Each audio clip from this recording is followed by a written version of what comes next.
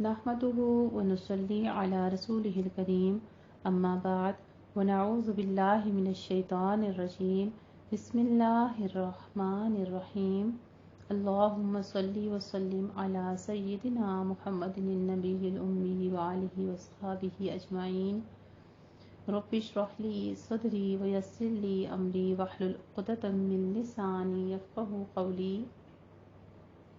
رب زدني علما رب یسر ولا تعسر وتمم بالخیر۔ الحمدللہ ہمارا آج 28ویں پارے کا آغاز ہوا جاتا ہے قد سمیع اللہ کا، جس سے پہلے میں آپ کو پارہ 27 میں سے کچھ اہم نکات بتانا چاہوں گی۔ الحمدللہ ہم نے پارہ 27 میں بہت کچھ سیکھا، اس میں سے کچھ اہم باتیں تھیں جو میں آپ کے ساتھ شیئر کرنا چاہتی ہوں۔ پہلی بات تو یہی ہے کہ جنت میں جانے والوں کو خاص خوبی بیان کی گئی ہے کہ وہ اپنے گھر والوں کے اندر تقوی کے ساتھ رہتے ہیں، اللہ کے پسندیدہ کاموں کی طرف محبت کرتے ہیں اور شوق سے بڑھنا چاہتے ہیں۔ خواہش پرستی حق کو جھٹلانا آسان کر دیتی ہے۔ اگر انسان بڑے بڑے گناہوں سے بچتا رہے تو چھوٹے گناہوں کو اللہ تعالیٰ معاف فرما دیں گے۔ طالب علم کا قرآن سمجھے بغیر دنیا سے چلے جانا حسرت کا باعث ہوگا، خسارے کا باعث ہوگا۔ ایمان والے نصیحت کو قبول کرتے ہیں۔ قیامت کے دن نبی کریم صلی اللہ علیہ وآلہ وسلم کی مجلس کے قریب تر وہ لوگ ہوں گے جو اخلاق میں سب سے اچھے ہوں گے۔ جو چاہتا ہو کہ دنیا اور آخرت کی نعمتیں اس پر تمام ہوں تو وہ قرآن کو پڑھے۔ اولاد جب استغفار کرتی ہے ماں باپ کے لیے تو ماں باپ کے درجات بلند ہوتے ہیں۔ اپنی ساری نیکیوں کا بدلہ دنیا میں نہیں ایکسیپٹ کرنا چاہیے، یہی سمجھ کر سب کچھ دیکھنا چاہیے کہ مجھے یہیں سب کچھ مل جائے گا، ایسا نہیں سوچنا چاہیے۔ بغیر سوچے سمجھے بولنے والوں کی مذمت بیان کی گئی ہے اور بہت زیادہ باطنی لوگوں کی بھی۔ ہر انسان اپنے عمل کے بدلے میں رہن ہے، یعنی جیسا عمل ہوگا ویسے ہی اس کو جزا ملے گی۔ فجر کی نماز کی اہمیت کے بارے میں پتہ چلتا ہے۔ حضرت نبی کریم صلی اللہ علیہ وآلہ وسلم کے زمانے میں 2 بھائی تھے۔ ان میں سے ایک نبی کریم صلی اللہ علیہ وآلہ وسلم کے پاس آتا، علم حاصل کرتا، آپ کی مجلس میں ہوتا، اور دوسرا محنت مزدوری کرتا تھا، یعنی کماتا تھا۔ یہ علم حاصل کرتا اور وہ کماتا تھا، یعنی ایک علم حاصل کرتا تھا اور دوسرا کماتا تھا۔ تو ایک روز محنت مزدوری کرنے والے بھائی نے نبی کریم صلی اللہ علیہ وآلہ وسلم سے شکایت کی کہ میرا یہ بھائی میری کچھ مدد نہیں کرتا، یعنی اس کو بس صرف پڑھنے پڑھانے کا ہی شوق ہے، کام کچھ نہیں کرتا۔ آپ صلی اللہ علیہ وآلہ وسلم نے فرمایا شاید تجھے اللہ تعالیٰ اسی کی وجہ سے رزق دیتا ہو، یعنی تو اس کے لیے بھی کما رہا ہے اور اپنے لیے بھی کما رہا ہے، تو شاید تمہارا رزق اس کے علم حاصل کرنے کی برکت سے تمہیں بھی مل رہا ہو۔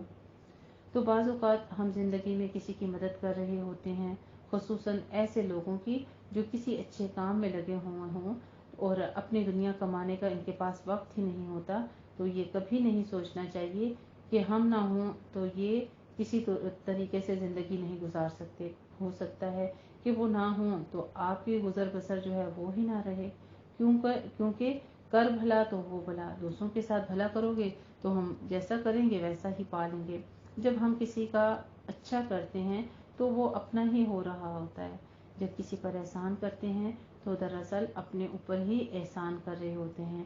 ان احسنتم احسنتم لانفسکم، لیکن انسان ہے تھوڑ دلا، جلد گھبرا جاتا ہے، پریشان ہو جاتا ہے، اور جب دوسروں کی طرف سے کوئی تعاون نہیں ملتا تو اس وقت احسان کا رویہ بھول جاتا ہے۔ یعنی جب تک کوئی ہمارے ساتھ اچھا ہو تو ہمیں بھی اچھا لگتا ہے کہ ہم کسی کے ساتھ اچھا کریں، جب کوئی ہمارے ساتھ اچھا نہ رہے تو پھر اچھا کرنا دراصل احسان ہے، وہ جو خالصتاً اللہ کے لیے ہوتا ہے، اور اللہ سبحانہ و تعالیٰ ہی اس کا اجر دیں گے۔ ہم آغاز کریں گے آج سورۃ المجادلہ کا۔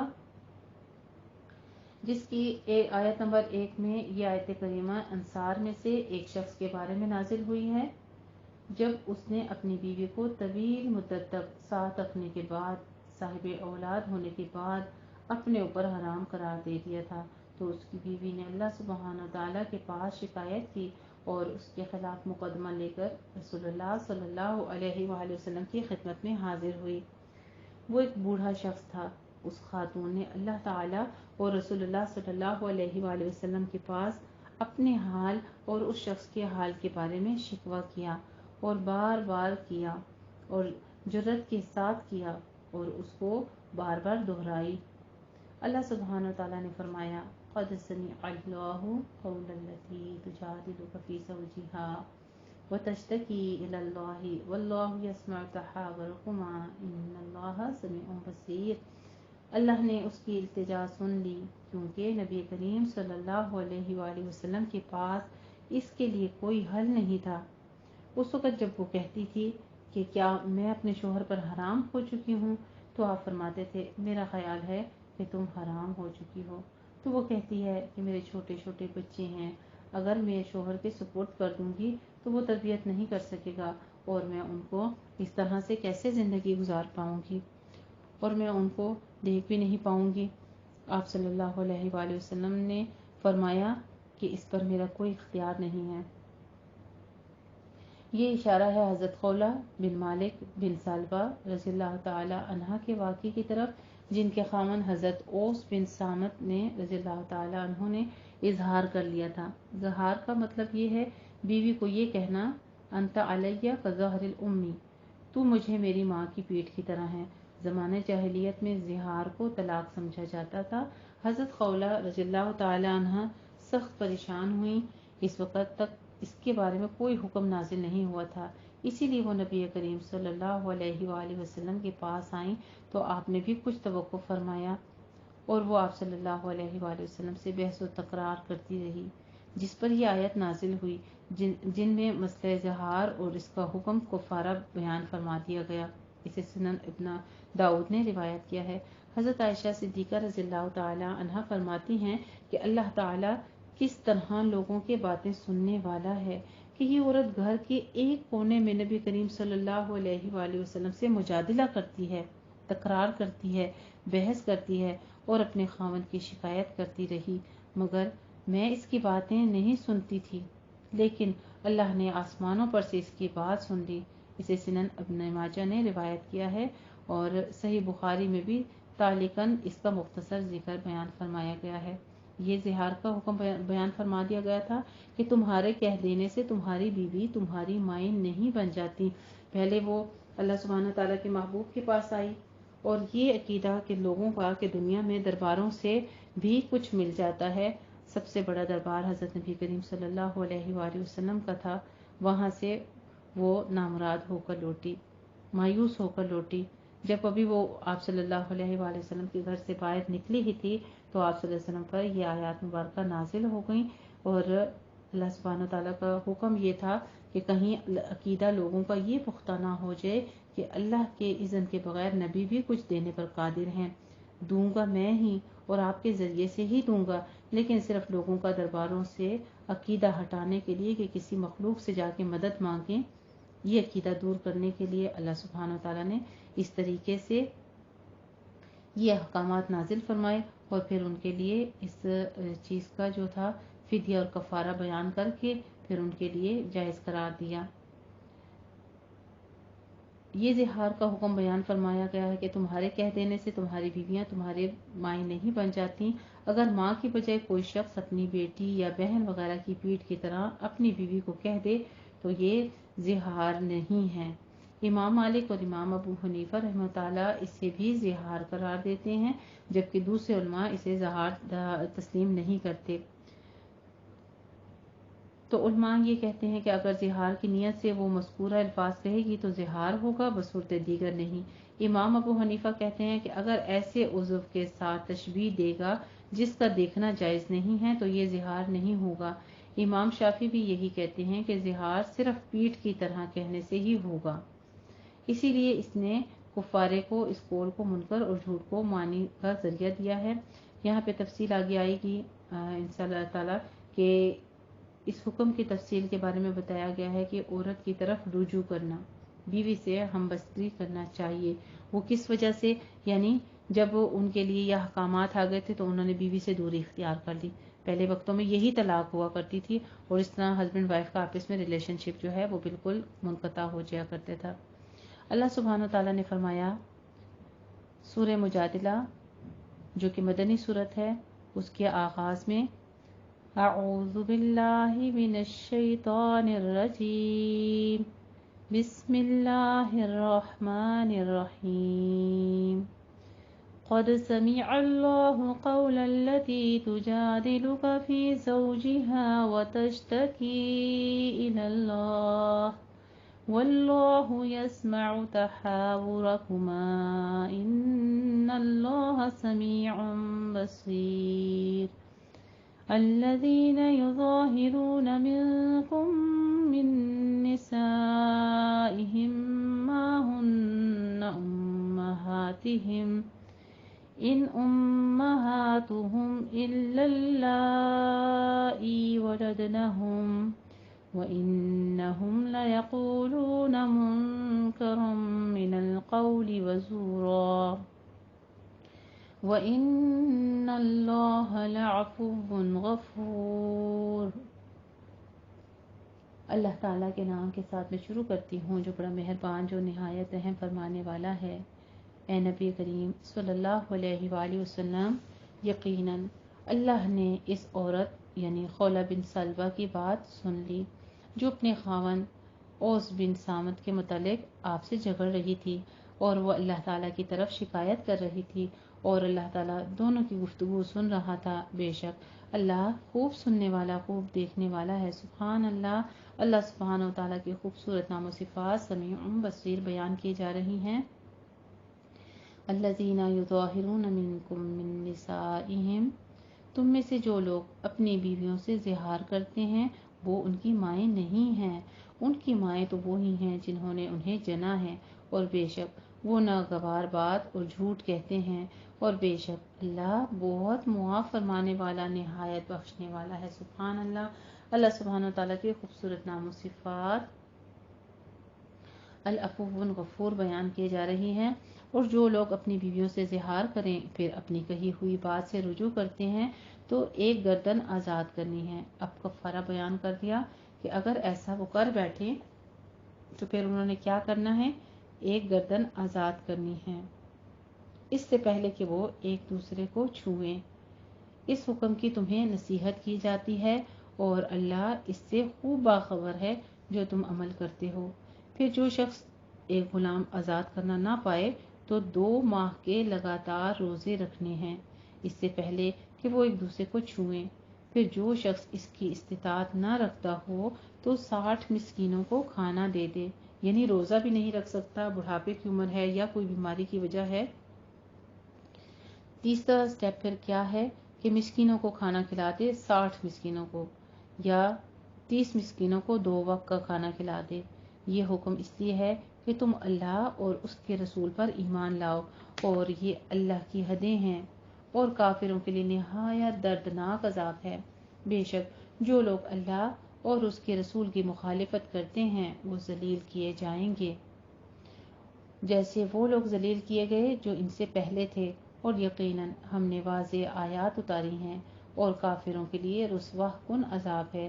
جس دن اللہ ان سب کو اٹھائے گا، زندہ کرے گا، پھر ان کو بتلائے گا جو انہوں نے عمل کیے۔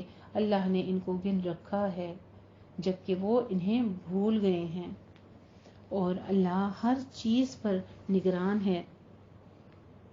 أَلَمْ تَرَ أَنَّ اللَّهَ يَعْلَمُ مَا فِي السَّمَاوَاتِ وَمَا فِي الْأَرْضِ، اور اے نبی کریم صلی اللہ علیہ وآلہ وسلم، کیا آپ نے نہیں دیکھا، بے شک اللہ جانتا ہے جو کچھ آسمانوں میں ہے اور جو کچھ زمین میں ہے۔ 3 افراد کی کوئی سرگوشی نہیں ہوتی، یعنی جب 2 لوگ ہیں، 3 لوگ بیٹھے ہیں تو 2 آپس میں سرگوشی نہ کریں مگر وہ ان میں چوتھا ہوتا ہے، اور نہ 5 آدمیوں کی مگر وہ ان میں چھٹا ہوتا ہے، اور نہ اس سے کم اور نہ زیادہ مگر وہ ان کے ساتھ ہوتا ہے۔ یعنی مذکورہ جو بھی تعداد بیان کی گئی ہے اس لیے نہیں ہے کہ وہ اس سے کم یا اس سے زیادہ کے درمیان گفتگو ہونے والی باتوں سے بے خبر رہتا ہے، بلکہ یہ تعداد بطور ایک مثال بیان کی گئی ہے۔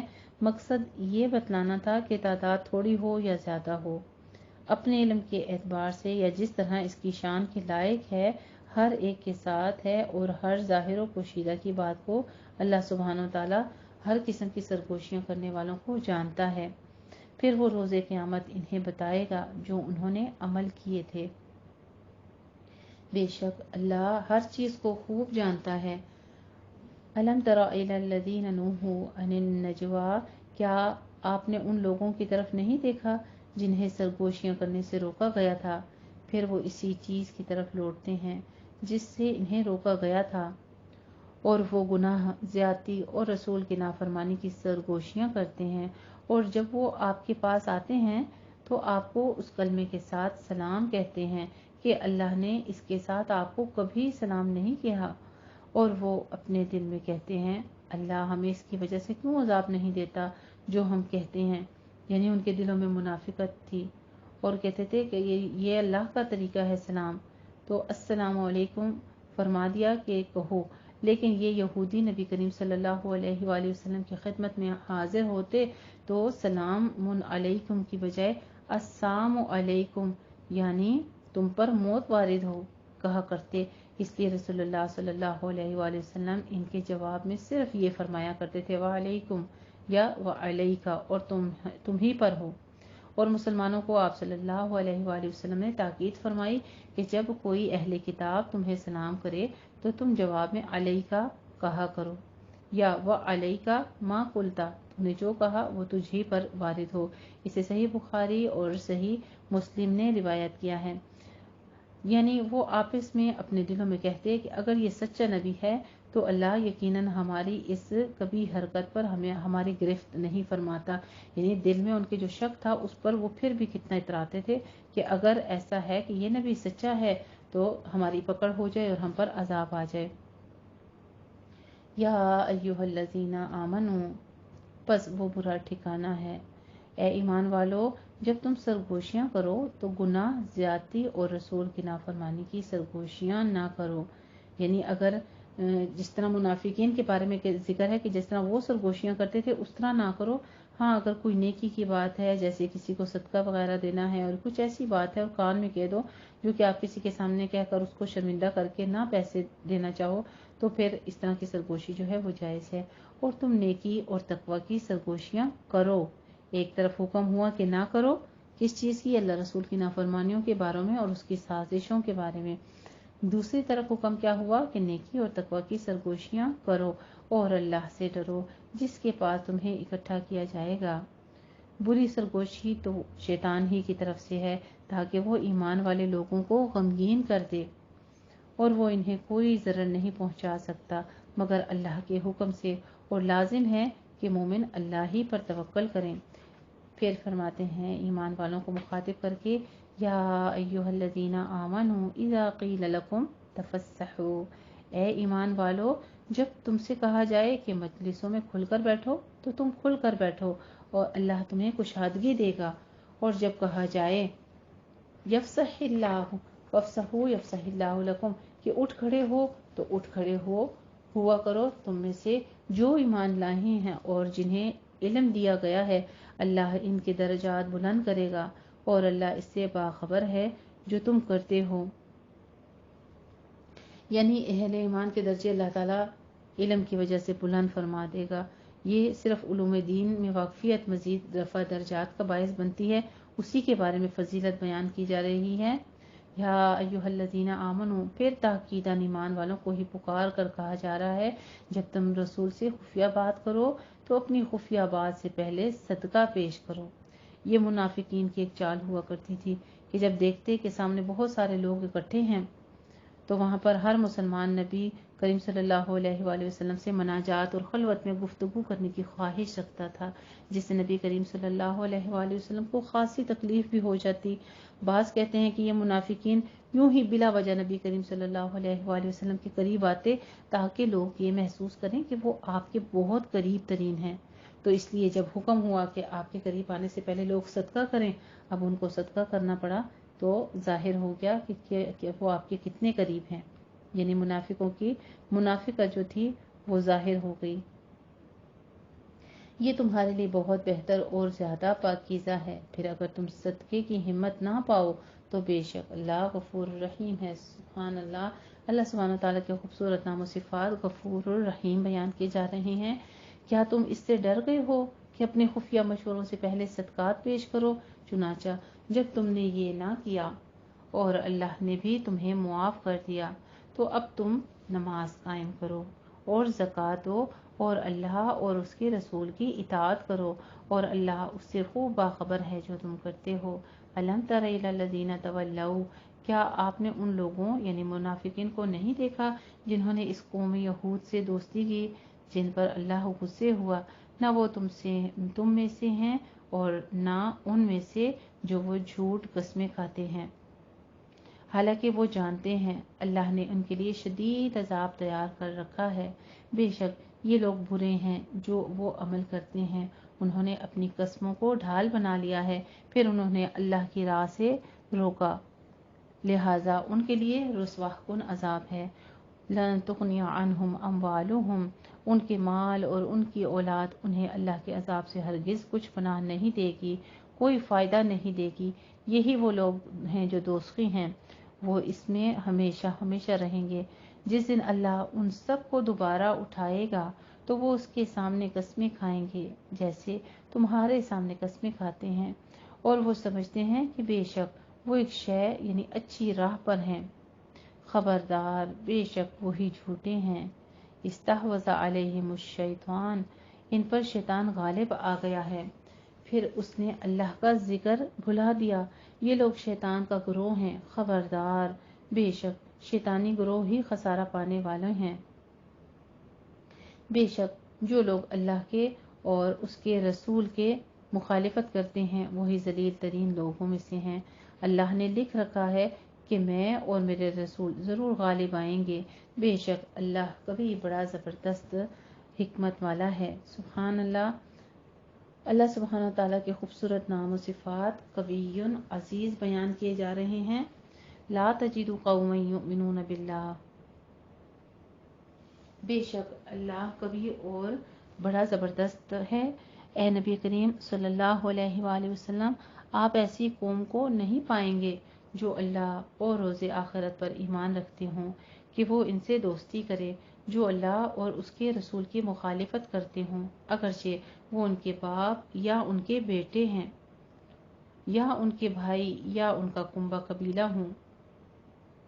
یہی وہ لوگ ہیں کہ اللہ نے ان کے دلوں میں ایمان لکھ دیا ہے، فی قلوبہم الایمان، ان کے دلوں میں ایمان لکھ دیا ہے اور ان کی تائید کی ہے اپنی طرف سے ایک روح کے ساتھ، اور وہ انہیں ایسی جنتوں میں داخل کرے گا کہ جن کے نیچے نہریں بہتی ہوں گی، وہ ان میں ہمیشہ رہیں گے۔ اللہ ان سے راضی ہے اور وہ اس سے راضی ہیں۔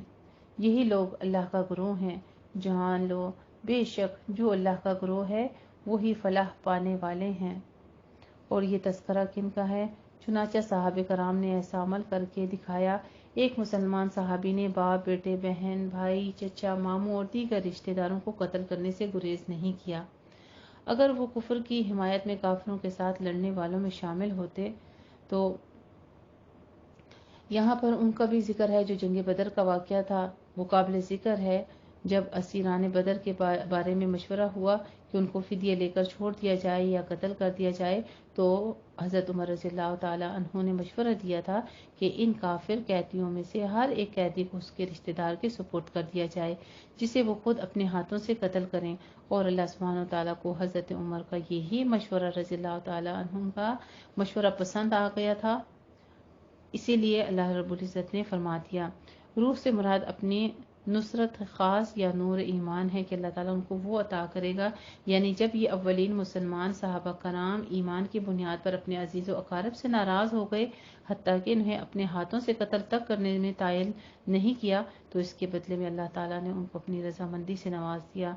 ہمیں بھی ان آیات مبارکہ کو پڑھ کے یہی حکمت اور سمجھ اور نصیحت ملتی ہے کہ جہاں اللہ اور رسول کے احکامات نافذ ہو جاتے ہیں تو وہاں پر اپنوں کو ترجیح نہیں دینی چاہیے اگر وہ اللہ رسول کی مخالفت کر رہے ہیں۔ اور یہ بھی چیز ہے واضح طور پر بتا دیا گیا کہ اور ان پر اس طرح کی نعمتوں کے انعامات کی بارش فرما دی کہ وہ بھی اللہ سے راضی ہو گئے۔ اس لیے آیت میں بیان کردہ اعزاز کو رضی اللہ عنہم ورضوا عنہ کے مصداق اول تمام صحابہ کرام ہیں، لیکن الفاظ کے عموم کی وجہ سے بعد میں آنے والے تمام مسلمان کو بھی شامل کر دیا گیا ہے، جس کے مستحق تمام مسلمان ہیں۔ ہر مسلمان شخص پر علیہ السلام بولا جا سکتا ہے، لیکن اہل سنت عام طور پر ان کے مفہوم کو لغوی سے ہٹ کر صحابہ کرام اور انبیاء کرام کے بارے میں ہی یہاں پر ذکر فرماتے ہیں۔ الحمدللہ یہاں پر ہماری سورت تکمیل ہوتی ہے مجادلہ، اور سورہ حشر کا آغاز ہوا جاتا ہے جو کہ مدنی سورت ہے۔ اس کے 3 ہی رکوع ہیں اور 24 آیات ہیں۔ بسم اللہ الرحمن الرحیم۔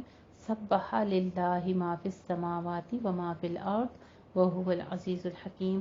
اللہ کے لیے تسبیح بیان کرتی ہے جو کچھ آسمانوں میں ہے اور جو کچھ زمین میں ہے، اور وہی غالب، وہی حکمت والا ہے۔ سبحان اللہ۔ اللہ سبحانہ وتعالیٰ کے خوبصورت نام و صفات العزیز الحکیم بیان کیے جا رہے ہیں۔ وہی ہے جس نے اہل کتاب کے کافروں کو پہلی بار جلاوطنی کے حکم ان کے گھروں سے نکال دیا۔ تم نے کبھی یہ خیال نہیں کیا تھا کہ وہ وہاں سے نکلیں گے، اور انہوں نے سمجھا تھا کہ بے شک ان کے قلعے انہیں اللہ کے عذاب سے بچا لیں گے۔ پھر ان کے پاس اللہ کا عذاب آیا جہاں سے انہوں نے گمان بھی نہیں کیا تھا، اور اس نے ان کے دلوں میں رعب ڈال دیا۔ وہ اپنے گھر اپنے ہاتھوں اجارتے تھے اور مومنوں کے ہاتھوں بھی۔ تو اے آنکھوں والو عبرت پکڑو۔ ہم سے ہی کہا جا رہا ہے، ہر آنکھوں والوں سے کہا جا رہا ہے کہ تم عبرت پکڑو۔ اور اگر یہ نہ ہوتا کہ اللہ نے ان کا جلاوطن ہونا لکھ دیا ہوتا تو وہ انہیں ضرور دنیا ہی میں عذاب دیتا، اور ان کے لیے آخرت میں آگ کا عذاب ہے۔ ذالک بانہم شاقوا اللہ ورسولہ۔ یہ اس لیے کہ بے شک انہوں نے اللہ اور اس کے رسول کی مخالفت کی، اور جو کوئی اللہ کی مخالفت کرے تو بے شک اللہ سخت سزا دینے والا ہے۔ تم نے جو بھی کھجور کا درخت کاٹا یا اسے اس کی جڑوں پر کھڑا چھوڑ دیا تو یہ اللہ کا حکم ہے، اللہ کے حکموں میں سے ہے، تاکہ وہ نافرمانوں کو رسوا کرے۔ اور اللہ نے ان سے اپنے رسول کی طرف جو مال لوٹایا ہوا ہو تو اس کے لیے تم نے گھوڑے اور اونٹ نہیں دوڑائے، لیکن اللہ اپنے رسول کو جو چاہتا ہے، جس چیز پر چاہتا ہے غلبہ عطا کرتا ہے، اور اللہ ہر چیز پر خوب قادر ہے۔ ما افاء اللہ علی رسولہ۔ اللہ اپنے رسول کی طرف بستیوں والوں کے مال سے جو کچھ لوٹا دے تو وہ اللہ کے لیے اور اس کے رسول کے لیے اور اس کے قرابت داروں اور یتیموں اور مسکینوں اور مسافروں کے لیے ہے۔